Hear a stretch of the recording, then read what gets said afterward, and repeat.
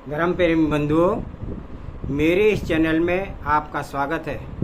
आप सभी को जय जिनेंद्र। आपका बहुत प्यार स्नेह मिल रहा है और आपके सहयोग से यह चैनल आगे बढ़ रहा है।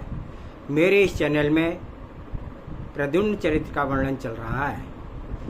अभी तक हमने श्री कृष्ण जी और उनकी पत्नी सत्यभामा और रुक्मणी के बारे में पढ़ा। जब रुक्मणी को हर करके श्री कृष्ण जीत करके ले आए, तब बहुत दिनों तक उसके साथ समय बिताने के बाद मैं अपनी पहली पटरानी सत्यभामा के पास गए और वहाँ पर उन्होंने रुक्मणी के बारे में उससे बातचीत की। तब उसने सत्यभामा ने रुक्मणी से मिलने की इच्छा जाहिर की। तब श्री कृष्ण ने रुक्मणी को जो है अपने तरीके से एक अप्सरा की तरह तैयार होकर के एक उपवन में बैठा दिया, जो शिला के ऊपर। तब वह रुक्मणी के पास गए और सत्यभामा रुक्मणी से कहा कि तुम जब तक मैं नहीं आऊँ, जब तक तुम इसी तरह यहाँ पर बैठे रहना। अब वह वहाँ से अपनी पहली पत्नी पटरानी सत्यभामा के भवन में जाते हैं। इससे पहले हम मंगलाचरण करते हैं, फिर आपसे आगे स्वाध्याय आरंभ करेंगे। नमे श्री वर्धमानाय निर्धूत कललात्मने सालूकाणां तिलूकाणां यद विद्या दर्पणायते सर्वे श्रोत्रा सावधानतः श्रवन्तु। कृष्ण जी सत्यभामा के महल में जाकर के कहा, देवी क्या तेरी रुक्मणी से मिलने की उत्कंठा है? सत्यभामा ने उत्तर दिया, प्राणनाथ आपकी बड़ी कृपा होगी यदि रुक्मणी बहन से मुझे मिला दोगे। तब कृष्ण जी ने जवाब दिया, तो प्रिय ऐसा कर, तू बहुत ही जल्दी उपवन में पहुंच जा, पीछे रुक्मणी भी वहीं आ जाएगी। मैं उसके महल में जाता हूँ और उसे भेजता हूँ। ऐसा कहकर श्री कृष्ण शीघ्र ही उसी वन में चले गए और सत्यभामा रुक्मणी के यौवन संबंधी अभिमान को देखने के लिए कौतिक सहित अशोक वृक्ष के कुंज में श्री कृष्ण छुप करके बैठ गए। श्री कृष्ण के चले जाने के पश्चात रूपवान संपन्न सत्यभामा वस्त्राभूषण से संगृहित होकर के उसी वन में पहुंची। उस वन के मध्य में प्रवेश करते ही अशोक वृक्ष के नीचे शिला पर किसी को बैठा देखा, जिससे उसके मन में तरह तरह की लहरें उछलने लगी कि यह कोई बंदेवी है अथवा किसी सिद्ध पुरुष की कन्या है, किन्नरी है या देवांगना ही स्वयं उतर करके आई है, कोई नाग कुमार की स्त्री है या चंद्रमा की भार्या रोहिणी है, कामदेवी की स्त्री रति है या सरस्वती अथवा लक्ष्मी है। सचमुच में यह कुमारी कौन है? मुझे तो ऐसे मालूम होता है कि यह वास्तव में मेरे पुण्य के उदय से मनोहर वन देवी ही प्रकट हुई है। सुना भी है कि पुण्य के उदय से देव प्रकट होते हैं। जो पुण्यहीन पुरुष होते हैं उनके देवता के दर्शन कभी नहीं होते हैं। इस लोक में देवता का आराधना सचमुच ही इष्ट वर पाने का कारण है।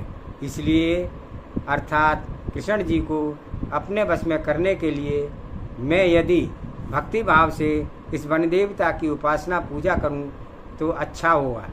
इस प्रकार वस्त्राभूषण से सुशोभित सत्यभामा ने बड़ी देर तक अपने दिल में इसी तरह से विचार किया और तत्पश्चात उसने स्नान करने के लिए बावड़ी में गोता लगाया। तो देखा ही जाता है कि जैसे जिसे जो कार्य सिद्ध करना होता है वह उसके लिए कौन कौन से उपाय नहीं रचता। जल स्नान करके और बहुत से कमल हाथ में लेकर के सत्यभामा जल्दी ही बावड़ी से बाहर निकल आई और वह शंका से कि कहीं रुक्मणी ना आ जाए, और इस प्रकार पूजा के वेश में अशोक वृक्ष के नीचे वहाँ की कृष्ण जी की वल्लभा देवी के रूप में बैठी हुई थी, आकर के खड़ी हो गई और उसने देवी की भक्तिपूर्वक अपनी तरीके से पुष्पों से पूजा की और जल्दी से पांव पड़ी, चरणों में मस्तक नवाया और ऐसे मनोहर वचन कहे कि हे वन देवते, तू मेरे पुण्य के प्रभाव से प्रकट हुई है तो मुझे उत्तम वरदान दे। कारण देवताओं का दर्शन कभी निष्फल नहीं जाता है। हे देवी, मैं केवल यही वरदान मांगती हूँ, श्री कृष्ण मेरे बहुत ही किंकिर और भक्त बन जावें तथा मुझ में आसक्त हो जावें, उनका चित्त रुक्मणी से विरक्त हो जावे, बस मेरा प्रसाद से कृष्ण चित्त रुक्मणी से उखड़ जावे, यही मेरी मनोकामना है। हे भगवती, वरदान देने में विलम्ब ना होगा तो श्री कृष्ण सहित यहाँ आ जावेंगे, इसलिए कृपा करके शीघ्र इच्छा पूरी कर। मैं यही चाहती हूँ कि श्री कृष्ण मेरे पास से खिंचे चले आवें, और जैसे बेल से रस्सी से खींचने की खींचा चला जाता है, जिससे कि उसकी नाक नथी रहती है।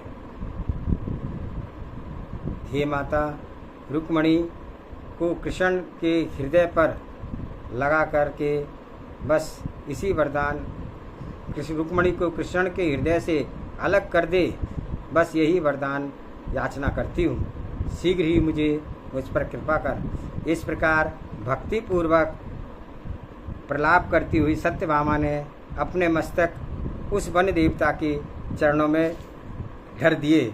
सत्यभामा की यह लीला श्री कृष्ण ने वृक्षों के कुंज में से देखी। वे वहाँ से निकल आए और सत्यभामा की तरफ देखते हुए खिलखिलाकर हंसने लगे, बारंबार हाथ से हथेली पीटने लगे और सत्यभामा को चुभने वाले ऐसे वचन बोले, प्रिय, जरा मेरा कहा सुन, सचमुच में रुक्मणी के चरणों की पूजा करने से ही सौभाग्य की प्राप्ति होगी। तब रुक्मणी की पूजा के प्रभाव से मनोवांछित पदार्थ मिलता है।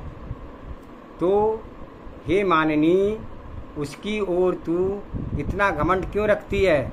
यदि रुक्मणी की उपासना से वरदान प्राप्त हो सकता है तो तुझे अष्टद्रव्य से नित्य ही उसकी पूजा करनी चाहिए। रुक्मणी के चरणों की पूजा करने से मैं तेरा किंकड़ बन जाऊंगा। ऐसा कहकर श्री कृष्ण खिलखिलाकर हंसे और उसके पेट में हंसी न समाई। जब सत्यभामा ने श्री कृष्ण के वचनों को जान लिया कि यह रुक्मणी ही है, कोई वनदेवी नहीं है, तब इस अन्यत्र लज्जित हुई। वह बहुत अत्यंत लज्जित हुई। उसके परिणाम बहुत ही संकलित हुए। वह क्रोध को दबा करके बाह्य रूप से अपनी चतुराई मखारने लगी और प्रसन्नता दिखाती हुई बोली कि हे मूर्ख शिरोमणि, सुनो, जिस तरह बाल गोपाल तुम्हें गोपाल गोपाल कहते हैं, सचमुच में तुम ऐसे ही हो। इसमें रंच मात्र संदेह करने की बात नहीं। गोपाल अर्थात गाय बैल चराने वाला, शरीर की चेष्टा चाल ढाल ऐसी ही होती है। गोपाल को छोड़कर कौन विवेकी ऐसी निंदनीय और मूर्खता का काम करेगा? मैं विधाता की इससे बड़ी क्या भूल बताऊं कि उसने ऐसे मूर्ख शिरोमणि को 3 खंड का राज दे दिया। मूर्खनाथ, हंसी उड़ाने में तुम्हें क्या अधिकार है? मैंने यदि रुक्मणी को अपनी बहन जान समझकर नमस्कार किया तो कौन सा अपराध किया है जो तुम निर्बुद्धि बन करके हंस रहे हो? भला यदि कहीं किसी कारण से स्त्रियां इकट्ठी हुई तो क्या वह विवेकी पुरुष को जाना उचित है? कदापि नहीं। जो आपके सामने आपके समान अविवेकी होते हैं, वे इस बात का विचार नहीं करते हैं। इस समय श्री कृष्ण ने सत्यभामा का मिजाज बहुत बिगड़ा देखा और इस कारण से वह चुप रहे और वहाँ से निकल करके अपने गृह में चले गए। रुक्मणी भी श्री कृष्ण की बातचीत से यह जान करके कि यह सत्यभामा ही है और अपना वन देवी का रूप छोड़ करके लज्जित होकर के खड़ी हो गई और फिर उसने सत्यभामा के चरणों में विनयपूर्वक नमस्कार किया। सो ठीक ही है, जो सज्जन उत्तम कुल में जन्म लेते हैं वे स्वभाव से ही बड़े विनम्र होते हैं। रुक्मणी और सत्यभामा ने अपनी भुजाओं से एक दूसरे को आलिंगन किया। तत्पश्चात सत्यभामा ने पूछा, हे कल्याणी, तेरे शरीर में साता तो है ना? तब रुक्मणी ने जवाब दिया, हे सखी, आपकी कृपा से कुशलता से हूँ। दोनों ने एक दूसरे की उम्र, रूप और सौंदर्य निहार करके परस्पर प्रेम से करने वाला वार्तालाप किया। तत्पश्चात दोनों गुणवती रानियां वन में से लौट आई और अपने अपने महलों में चली गई। बेचारी सत्यभामा पहले ही बहुत दुखी हो रही थी, उसके संक्लेश क्या पार ही क्या था। न्याय की बात है, ऐसी ही कौन सी स्त्री है जिसको अपनी भर्तार के अपमान के दुख ना होता हो। इसी अर्थात सबको ही दुख होता है। इस प्रकार जब वे दोनों चतुर रानियां अपने अपने स्थान पर तिष्ठी, उसी समय एक दूसरी सुप्रसिद्ध कथा और सिलसिला आरंभ हुआ। एक दिन श्री कृष्ण महाराज सभा में विराजे हुए थे। उसी समय वहाँ कुरु देश के राजा दुर्योधन का एक दूत आया। उसने आते ही श्री कृष्ण जी को विनयपूर्वक नमस्कार किया। फिर उनके सन्मुख एक मनोहर लेख रख कर के यह उचित स्थान पर बैठ गया। श्री कृष्ण जी ने अपने हाथ में लेख को उठाया और उसे ऊपरी दृष्टि से अवलोकन करके अपने मंत्री को दे दिया। तब मंत्री ने उस पत्र को, जिसका अर्थ साफ साफ झलकता था कि जो कृष्ण को अत्यंत आनंद का करने वाला था, कि सभा में बैठे हुए श्रोतागणों के सामने पढ़कर सुनाया। स्वस्ति श्री जिनेन्द्राय नमः। श्री द्वारका नगरी के महाराज श्री कृष्ण नारायण को, जिनके चरणाविंद उनके राजाओं के द्वारा सेवित है, हस्तिनापुर के राजा दुर्योधन का सविनय सहित भक्तिभाव पूर्वक प्रणाम स्वीकृत हो। अपरंच आदर पूर्वक निवेदन है कि श्रीमान की कृपा से यहाँ सब कुशल हैं तथा आपकी प्रसन्नता और कुशलता चाहिए।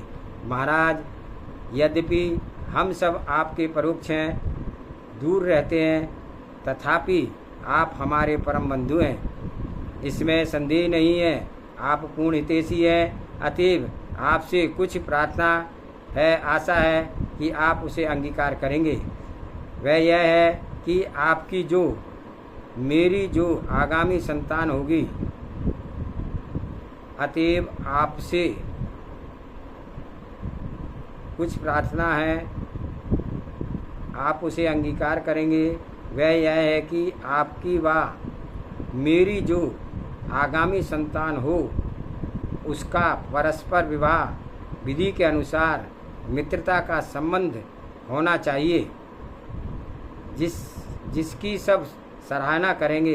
राजन, कदाचित आपकी पटरानी को पुत्ररत्न की उत्पत्ति हो और मेरे यहाँ पुत्री हो, तो इन वर कन्याओं का विवाह अवश्य होना चाहिए। यदि पुण्योदय से मेरे यहाँ पुत्र का ने अवतार लिया और आपकी महारानी के पुत्री का जन्म हुआ, तो नियम अनुसार विधि सहित विवाह किया जाएगा। संसार में समस्त प्राणियों का यथायोग संबंध होता है। सो ठीक है, आपके जी में इस प्रकार संबंध करने की उत्कंठा हो, तो इस बात का निश्चय जाना इष्ट है। इति सम। पत्र को सुनने पर श्री कृष्ण महाराज ने हृदय से आनंद से भर गया और उन्होंने प्रसन्नता से सभा के बीच में कहा, ठीक है, मैं राजा दुर्योधन के इस प्रकार का विवाह संबंध करूँगा। सत्पुरुषों को तो योग संबंध जानना करना ही चाहिए, इसमें कोई दोष नहीं है।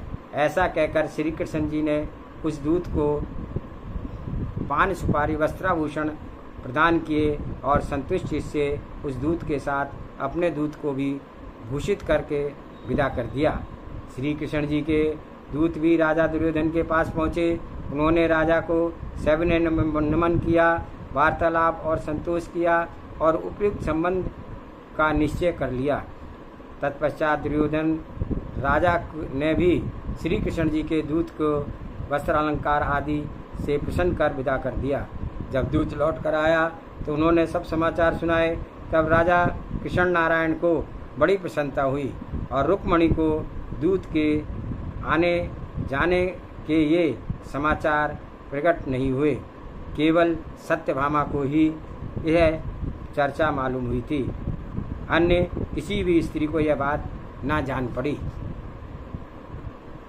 इस प्रकार यादव वंशियों के सहित श्री लक्ष्मीपति कृष्ण नारायण ने, जिनकी आज्ञा को अनेक राजा महाराजा अपने मस्तक पर धारण करते थे, रुक्मणी प्राण भल्लवा के साथ बहुत सुख भोगे थे। अपने मनोरथ की सिद्धि से किसे आनंद नहीं होता। पुण्य से प्राणी मात्र को सुख की प्राप्ति होती है। पुण्य से ही श्री कृष्ण ने रुक्मणी को प्राप्त की और शिशुपाल आदि शत्रु समूह को पराजय किया और द्वारका के राज्य को प्राप्त किया। इससे कहना चाहिए कि भव्य जीवों के पुण्य के प्रभाव से ही वस्तुएं प्राप्त होती है। इसलिए भव्य प्राणियों को श्री जिनेन्द्र प्रणति धर्मानुसार पुण्य उपार्जन करना चाहिए। पुण्य से ही पुण्य समूह की बढ़वारी होती है और पुण्य से ही चंद्रमा के समान मनोहर उज्जवल परिणाम होते हैं। जो नरगति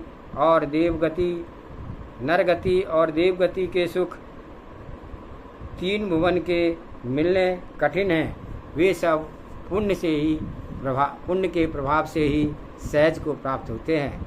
ऐसा जानकर भव्य जीवों को सदाकाल पुण्य संचय करना चाहिए। आज के स्वाध्याय में इतना ही। आचार्य श्री सोमकीर्ति आचार्य जी ने प्रद्युम्न चरित्र को संस्कृत में लिखा और उसका हिंदी अनुवाद भी उन्होंने लिखा और इस प्रकार से यह हमारा उस प्रद्युम्न चरित्र का चौथा सर्ग समाप्त हुआ। आशा है आपको रुचि हो रही होगी और आप चैनल को लाइक करें, सब्सक्राइब करें और शेयर करें। सभी को जय जिनेन्द्र। जावानी के ज्ञान से सूझे लोकालोक, सो वाणी मस्तक नमो सदा देत हूँ लोक।